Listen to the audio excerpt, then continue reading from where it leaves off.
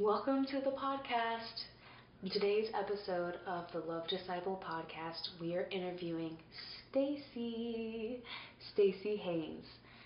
Stacie is such a fun and bright soul. I'm going to make sure that I look at my notes to get her bio really right. She's based out of Austin, Texas, and she's been a dedicated spiritual guide, healer, and teacher in the Modern Mystery School for several years. Her website says that she's on a mission to empower individuals to embark on a transformative journey towards healing, self-actualization, and their creative passion. Stacie is a member, a healer, a guide in the Modern Mystery School under the lineage of King Solomon, and these are all themes that you will hear us talk about in this episode. So, without further ado, let's dive in and hear what Stacie has to say.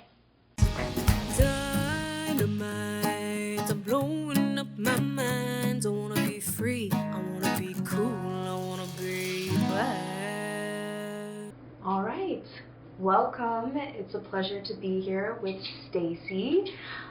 So, of course, Stacie's going to introduce herself, but before she does, I wanted to share a little bit about how I met Stacie. So through the mystery school, you get to meet many different people. I've taken classes with Stacie, and Stacie, of course, you're very involved in the mystery school. We're here filming in front of her altar in her office. But today's conversation with Stacie, I really was looking forward to because I really wanted to talk about the main theme of this podcast, which is love and being a student of love. So I don't want to steal Stacie's thunder, so Stacie, can you tell us a little bit about you? Yeah, of course. Thank you for having me. It's really an honor and exciting to be here. I love spending time with you, so thank you. Yeah, My name is Stacie Haynes. I'm a spiritual guide and healer within the lineage of King Solomon. I've been walking this path for just over 7 years now, and I've been a teacher in the lineage for, I think, about 5 years now. So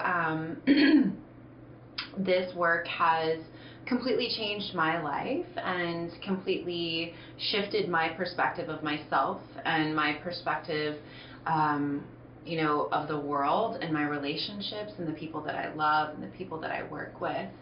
And I feel that this path has really given me the ability to love from a much grander place, a much more,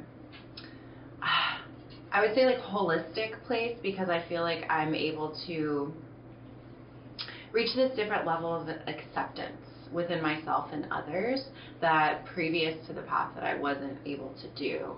And I have been a student of love my whole life, I would say, and being a student on this path has allowed me to really open up my heart in a way that I didn't know was possible, and heal things within myself that maybe I didn't even know were there, that needed attention and care. And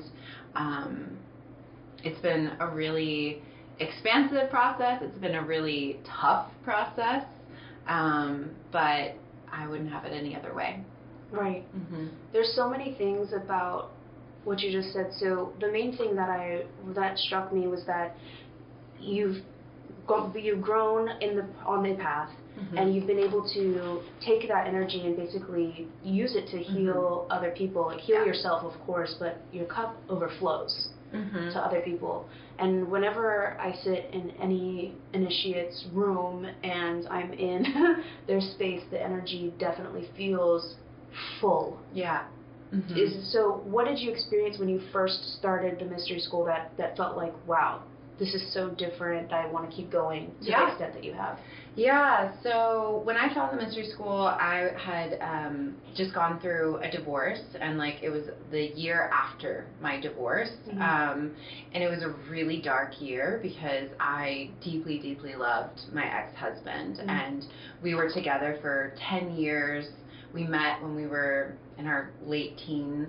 I was 19, he was 20, and we really built this life together for a decade.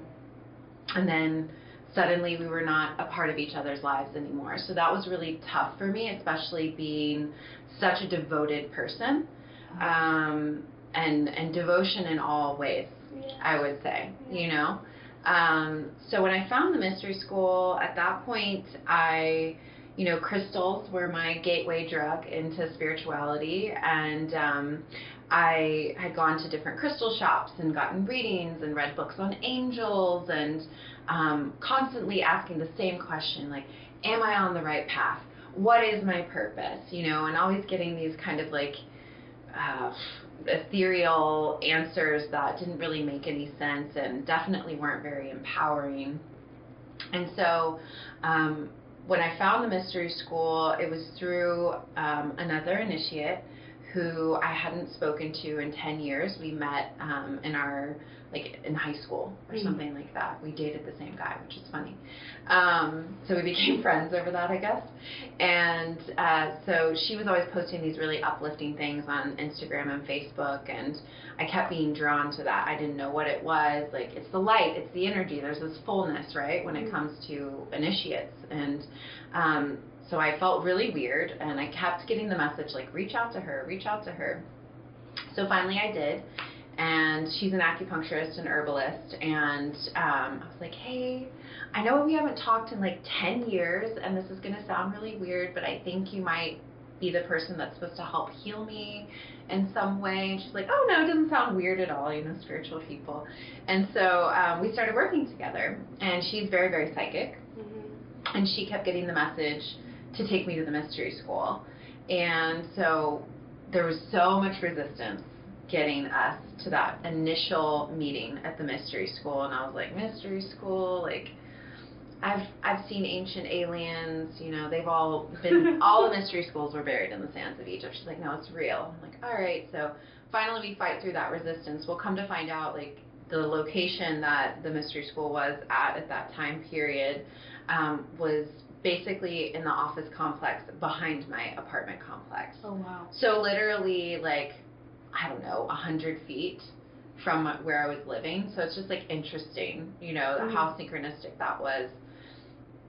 So when I walked into the space, there was like a little metaphysical shop that you walked into first, and then there was the temple, and then the tea room and stuff. And when I walked in, like, this is just in an office park off North Lamar. Yeah. Right? Like, it's not from the outside, it doesn't look like anything special, but when you walk in there, you're like, whoa, I don't know what this is, but this is different.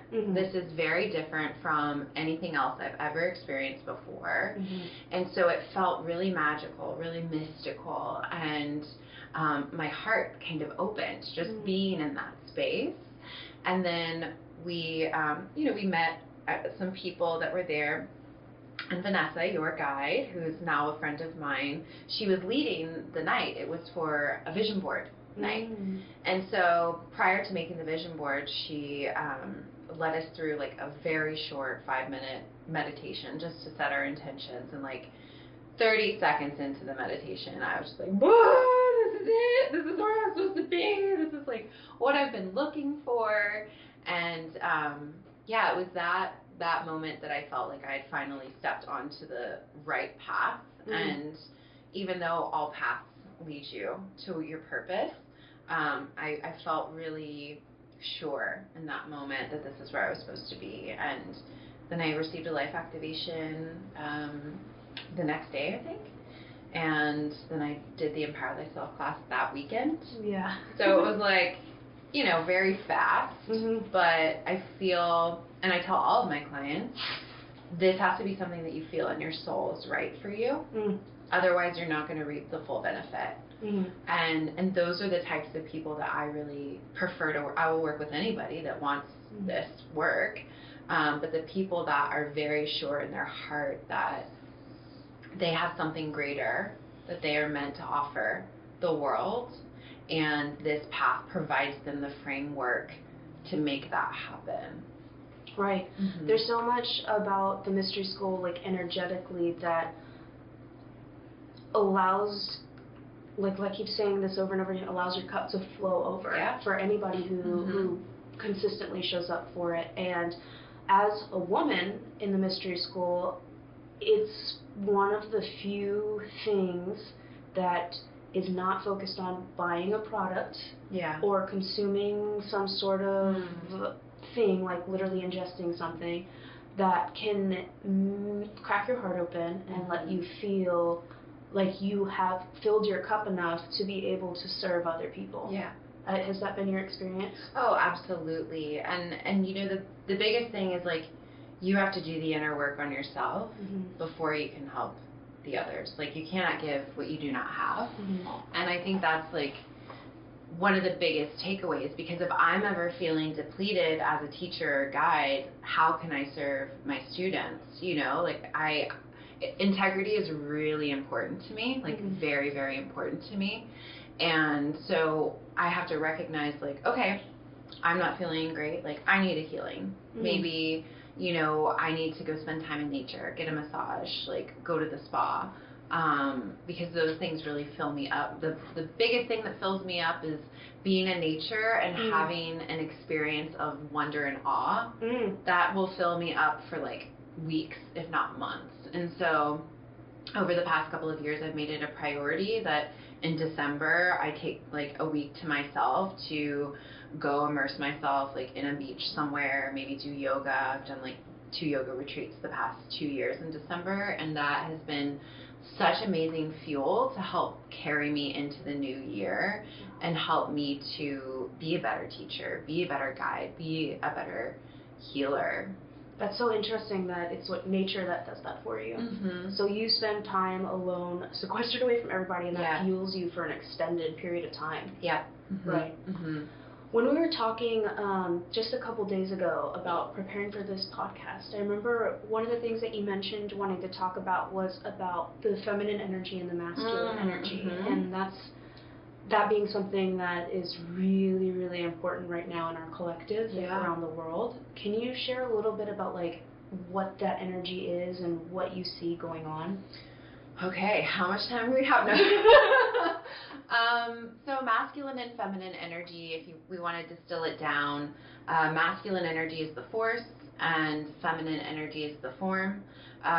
You can think about this just, like, at a very creational level of sex, right? The penis goes into the vagina, and then the sperm fertilizes the egg, and then from there the woman grows the fetus, the baby, and so that's at the purest, I would say, simplest level is masculine and feminine energy.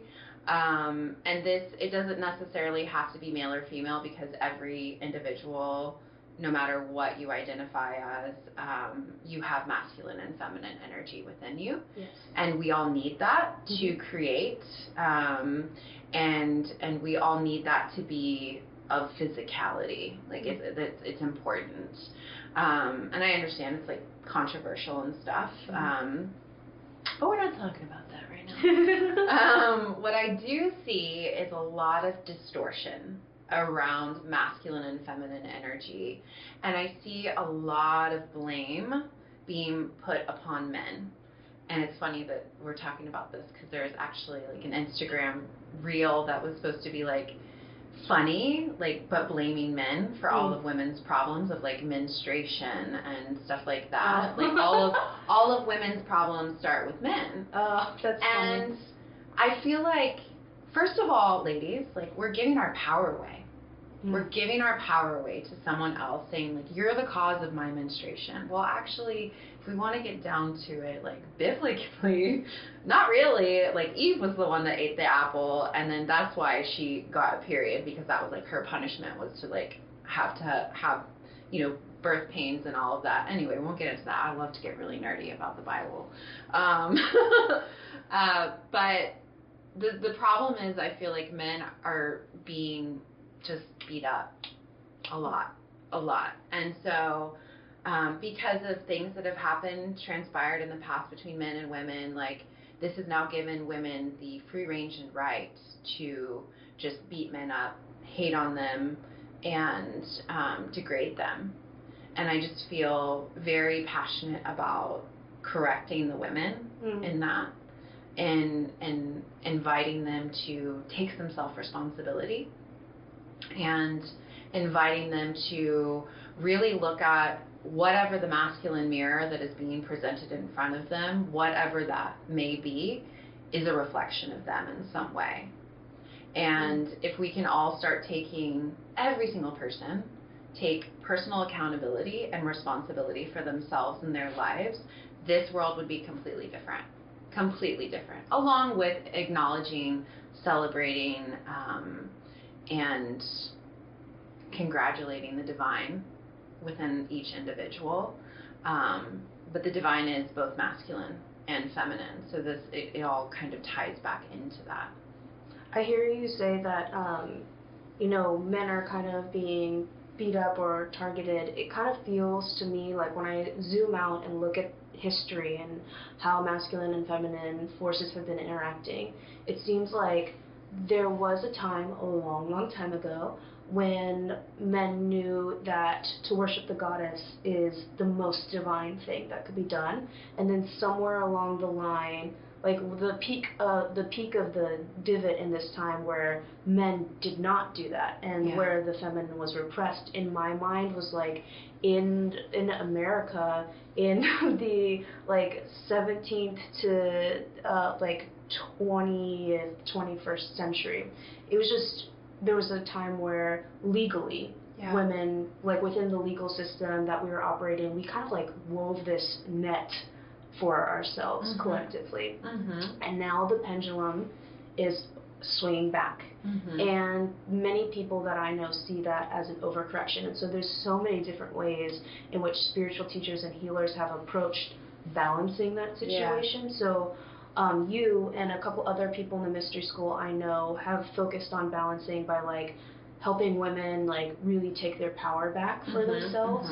But I know other people as well have focused on, men and helping them understand where they can get their satisfaction, because there's so many things targeted at both men and women that kind of, I don't want to say eliminate the polarity, but swap the polarity. Where women have higher masculine and men have higher feminine. Yeah, I definitely see that, and that course, or I think the pendulum swinging is what you called it, and I know that for myself, unraveling all of the hyper masculine qualities within myself has been very challenging and extremely confronting, and what I've witnessed is it's really hard for people to do that work. So part of my role is to support them in that process. And there's been different studies around why the men are not as masculine as they could be, and so I guess I think it was in the 1920s or something like that. Or when around the First World War, and then the Second World War is also all the men, they went away to war to fight for the country, right? And so the women were then left to raise the young boys. And so instead of raising the young boys as men, they raised them as what a woman thinks a man is. And so there was a distortion there, because it wasn't the masculine raising the masculine, it was the feminine raising the masculine the way that she thought they should be raised. And so there's a lot of men from that point then that they didn't really understand what it means to be fully masculine. And so they were then raised and operating from this feminine masculine perspective. And so that could be, a reason for the men being a little bit more feminine. As for the women, I think that with the different movements that have transpired and to support women's rights, have women in the workplace, women with the right to vote. I'm not saying that's wrong. I'm grateful for my right to vote, and especially in Texas. And I'm grateful that I get to work, because I do like to work and I love to serve people. But because those were traditionally more masculine roles out in society, I don't know if voting is a more masculine role, but definitely working can be, because you're going out, you're the force, you're doing things, you're bringing home the bacon, that then creates more of a masculine frame for a woman, and then it's like a man's world, right? And working in corporate America as a woman, I have many clients that are women, and they're up high on the corporate ladder, and it's taken them a lot of time and sacrifice to get there because they have had to operate from this more masculine space. So I think that there could be many solutions, but number one, it would just be going back to the self and taking, because feminine power is stronger than the masculine, because she sets the stage and she says, this is what's appropriate and this is what's not appropriate. And then that gives him a reference point. And then he can either rise to that circumstance, that situation, or choose not to. Yeah. And so if women would realize the power that they have of, for example, dating. I'm single and have been for a while by choice, because and I've dated great men, really great men, and I have not allowed myself to be treated in a way that didn't align with myself as a goddess, as a woman. And if I see like a red flag, I'm like, okay, I acknowledge that, I appreciate that, that somehow is a representation of me, and then I can look at that within myself, let him know, like, hey, it was great meeting you, I appreciate you, there's been some great reflections that you've given me, and that's it. Yeah. Thank you for your time. Have a great life. I feel that. I think what we're going to do at this point is I want to circle back to several things that you said. I want to circle back to the note that you mentioned about the Bible. I want to talk about a little bit more about, the balance and of power between masculine and feminine, but I want to take a quick break first. Yeah. So we're going to take a quick break and we'll come right back. Thanks as always for listening to the podcast. Look, Stacie is such a fun and bright soul. Based out of Austin, Texas, Stacie has been a dedicated spiritual guide, healer, and teacher in the Modern Mystery School for several years. Her website says that she is on a mission to empower individuals to embark on a transformative journey towards self-actualization. I want to take a moment to share more about how you can work with her. Through her services, Stacie offers intuitive guidance, energy healing, and personal empowerment. Her unique approach combines deep spiritual wisdom and practical techniques, ensuring that you receive the support that you need to thrive in all areas of your life. Whether you're seeking clarity, emotional healing, or a deeper connection with your purpose, she has the tools that can help you navigate your journey with compassion and insightful guidance. She also has a video, vlog, and podcast. Go ahead and check her out at her website, StacieNicoleHaynes.com, to learn more about her services and to schedule your own session. It's time to unlock your full potential and live that life that you've always dreamed of. All right. Welcome back. Here we are. We're back from our quick break. So when we left off, we were talking about the masculine and feminine, and one thing I just know my people and like who I interact with and who this podcast is for, and I just know that the comment that you made about Eve and the Bible and menstruation Sorry guys is going to be triggering, and probably a lot of people who are Christian are going to think about it in a really dogmatic, literal way. Yeah. Can you explain a little bit more about how you approach the Bible and that specific thing? Yeah, so I love the Bible. Well, more specifically the Old Testament and the Torah.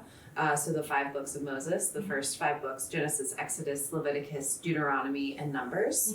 And when someone reads those books from a very literal perspective of reading the books as they are written, you do not only yourself a disservice, but you do the word a disservice. Now, with that being said, the way that I'm going to talk about it is a little literal, a little esoteric. So when we read those books, we have to recognize that these translations have been retranslated over thousands of years. And so it's really important if you are going to read those books that you read or at least scan the Hebrew. You don't have to know Hebrew, but there's an alchemical transference of energy that happens when you read the books in Hebrew. And there's different things that you can do because there's like the Hebrew translation and then the English translation. And then in most, biblical texts, there's like a teaching at the bottom. But specific to this story, original sin, and it's interesting. It's actually kind of perfect that I brought that up with the blaming, right? So I think most people are familiar with the story. Adam and Eve, they're living in paradise, the Garden of Eden. They walk with God every day. They walk with the angels. Creation is instant. And, Eve goes on a walk and the serpent comes along and he says, surely God did not say that you cannot eat from the tree of the knowledge of good and evil. And he said, we can eat from any tree except for that one, or I'll die. And then the serpent says, surely you will not die. And so she looked at the fruit. She saw that it was good. She ate it. And then she realized she was naked. And she gave the fruit to Adam. And he ate it. And then he realized he was naked. And then they went to hide. And so then God's walking in the garden and he's like, where are you at? And Eve, and they're like, oh, we're over here, but we're hiding because we're naked. And God said, well, who told you were naked? And they're like, the serpent. And then God said, did you eat from the tree that I told you not to eat from? And Adam says, Eve gave it to me. So blaming. And then Eve said, the serpent beguiled me. So blaming again. And then from that moment, they were punished. And God told Adam, you will work the fields, and Eve, you will endure the pains of childbirth, administration. And because prior to that moment, Adam presided over all of the animals and all of earth. But wasn't necessary for him to work. And up until that moment, as far as creation with children goes, Eve, it was instant. She could just think, I want to have a child, and then she would have a child. And there was no pains and all of that. So it's interesting to bring up the blaming because that was the original story, biblical story. And, this is, again, I understand it's challenging because we have different religions that have adopted this story, but we have to remember that this book, the Old Testament, actually predates religion. And I think that's where people get a little bit confused. And then they take the stories and then because of the translations, they don't fully understand the story and they don't fully understand the energy behind the story. There's so much more from just that little excerpt that I could go into, but I won't because it's not really the space for that. But there's a lot that transpired on a metaphysical and esoteric level because of those things that happened with the fall. And the blaming, again, is a big thing. So if we want to look at what are the teachings here, who are you blaming in your life, in any situation? You're giving somebody your power away when you blame. And you're essentially abandoning yourself and not taking responsibility for yourself. And there are terrible things that happen in this world. And I recognize that. And there's always a rhyme or reason, unfortunately, that things happen. And I know that people have a hard time with the bad things that happen. How could God let this happen to me? Yes. And again, yes, God is the creator. God is omnipresent. There's God outside of ourselves, but there's also God within the self. And so that's hermetics, right? So that is one of the 7 hermetic principles, which is the law of correspondence, as above, so below. So God above is also God within. Now, that doesn't necessarily mean that I am the God above because I did not create this world, but God did. And so if we are meant to be creators, if we're created in the image of this creator God, then we have to really start taking responsibility for the things that we are creating in our lives. And that's going to allow us to create a better life for ourselves in general. Brilliantly said. Thank you. I mean, with the Bible, in a Hermetic tradition, you could do a whole year-long study of the Bible. At least. It is one of the greatest magical esoteric texts ever written. But aside from that, as I don't want to, I also feel the pull to talk about the Bible. It's so good. It's so juicy. I know. I do want to continue our conversation about masculine and feminine, and continue to talk about the law of correspondence, because everything that we do in the mystery school and most spiritual practices, there's a few things that define it, like you said, the spiritual rules, but the things that stick out the most to me and to people who I bring in, people who I attract, is that no one is mediating your relationship with God. That's the first thing. You have a direct relationship with the divine, and neither the mystery school nor any other practice can mediate that, and we stand in that, and that's what prevents it from being a cult or like a following. Totally. But the other thing that I find really interesting is this law of correspondence, this understanding, and it's not self-blame, right? Because things happen to us, like things happened to me when I was a child, and it's like, come on, you're a child, you know, we're not blaming ourselves for these things that happen. We're looking at the situation and looking within and seeing what can be learned and what can be gleaned from it. So can you share a little bit about how you see this relating, how in your own life with you and your relationship to your inner masculine and feminine? How I see that. Like when you encounter something in the world, like maybe you're on a date with somebody or something and you're like, oh, this is interesting. Law of correspondence, masculine and feminine, how do you make changes with yourself to balance yourself out? Well, the first step is awareness. You have to have the awareness that something is being presented to you. So I can use actually my last dating experience as an example.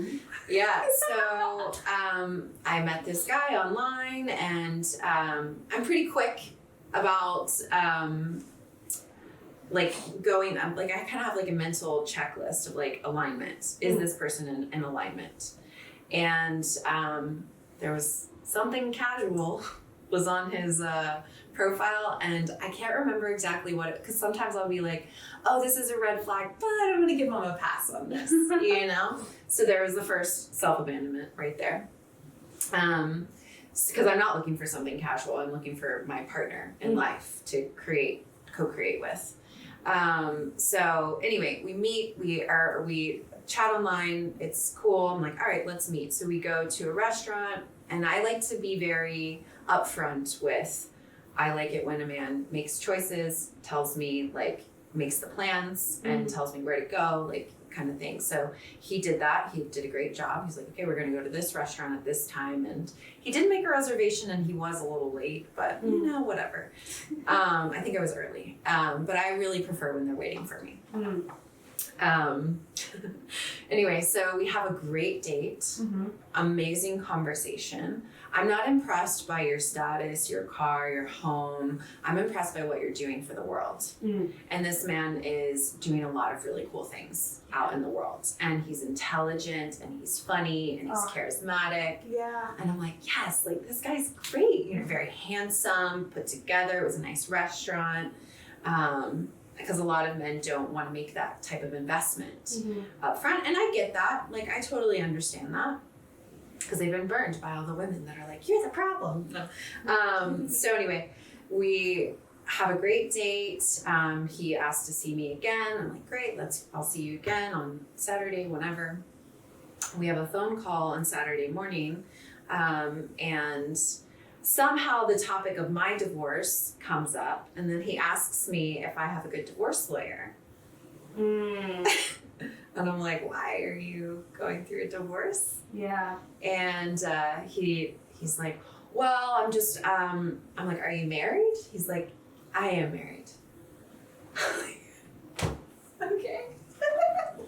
like, great. And he's like, I'm not looking for a relationship, and I totally understand and respect if you are looking for a relationship. And I was like, yeah, I mean, I definitely am.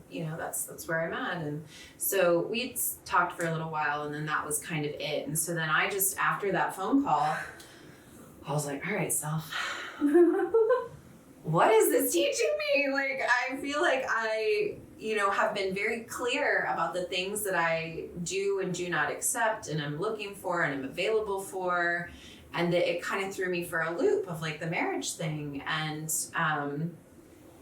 he had some really negative experiences that he encountered in his life, and specifically with his marriage. And I think that left him like really jaded. Or at least that was kind of the feeling that I got. Mm-hmm. And there was this reflection of, and I won't get into the specifics, but like, this is all I see in people.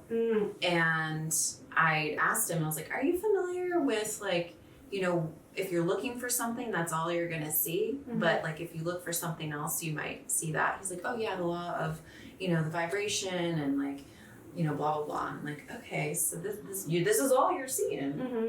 But like, you don't want to choose to see anything else. Anyway, so after the call, I really there was a few different things that I felt like I needed to address within myself. Number one, why did I swipe on somebody that is looking for something casual? Mm-hmm. That was like the first form of abandonment. Mm-hmm. But then there was also different reflections of, when I found the mystery school, I was in a similar position, very jaded, not looking for something serious, dating, just for fun, mm-hmm. and angry. Yeah. I was angry. Yes. And so I felt like, but also interesting, there was a student that I have worked with in the past, was one of our servers at the restaurant, and I hadn't talked to him in a long time. And so he was brought us our food and was like, hey, how are you? And I was like, oh my gosh, long time no see. Mm-hmm. I think that was part of the meeting. Mm-hmm. I was supposed to reconnect with that student because we did reconnect, and I think he's going to do Kabbalah. Yeah, so it's really exciting. But there was also that reflection of self-abandonment, and where I've been in the past, and also sharing the flame.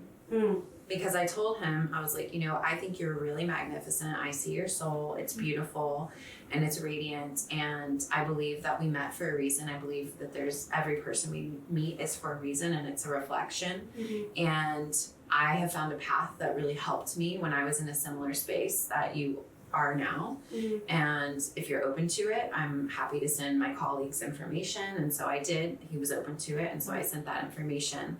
So there's always there's typically a number of things that we can look at that are available to us for that self-reflection. Yeah. But we have to know where to look. Know where to look, and also understand, I think, there's a distortion in our collective about the word responsibility, mm-hmm. and it has to do with responsibility and blame. Yeah. There's the pull yourself up by the bootstraps thing, and it's associated and tied with a lot of effort. Yeah. And shame. Yeah.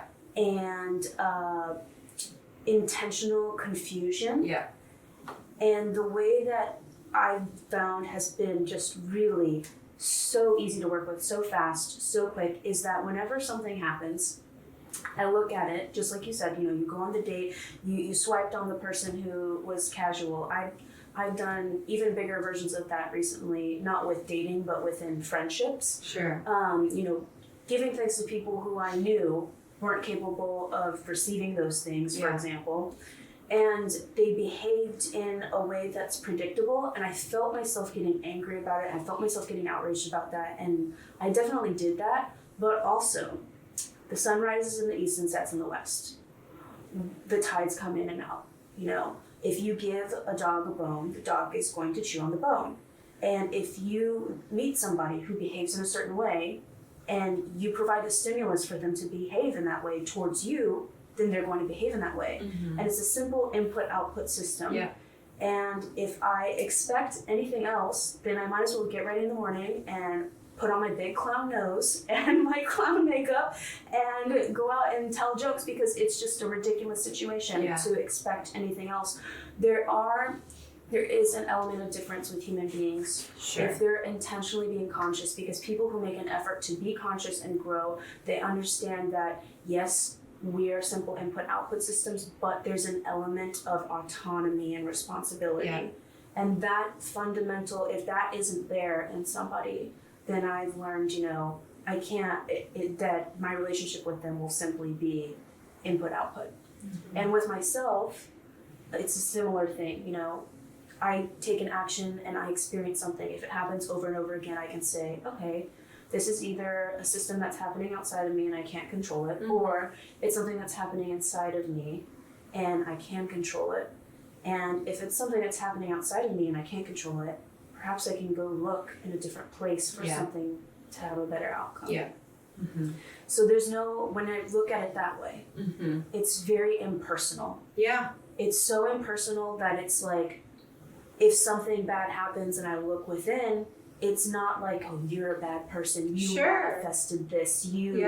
You're just like this person. It's like, no, I may be, but like, it's not personal. Yeah. It's not personal. Mm-hmm. Mm-hmm. I think that's where people can kind of get a little caught up and like,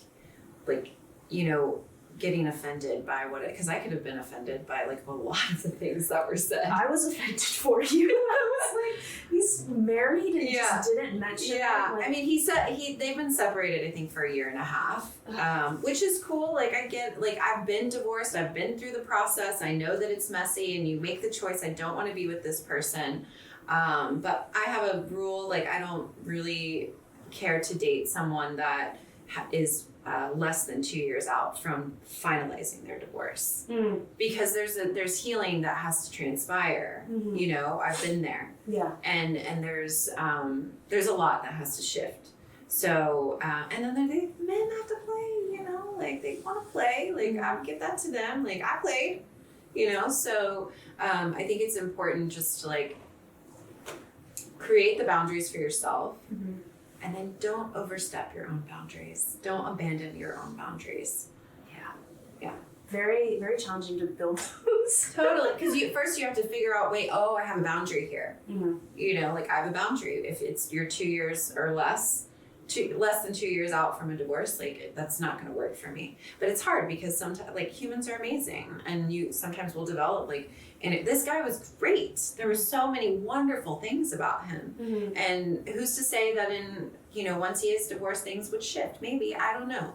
But like I did see something the other day that said like if a man didn't treat you like a queen from the get-go, like he's probably not going to do that in the future. Yeah. As much as us queens would like to think they would. Yes, very much so. So I have one personal interest question for you, and then I want to ask you sort of the questions that I ask everybody, which is like about your favorite text that you recommend. But my personal interest question is, I'm on a mission right now for other young women in their maid phase. Everybody wants to glow up.